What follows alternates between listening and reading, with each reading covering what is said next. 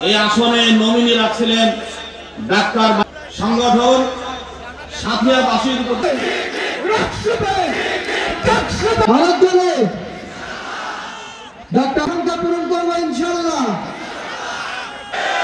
এবং আমরা বিজয় করতে পারবো।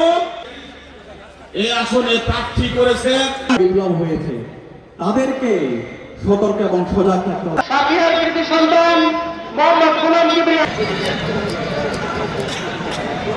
দিতে হবে কবর চারকালয়ে হয়নি অবরোধ।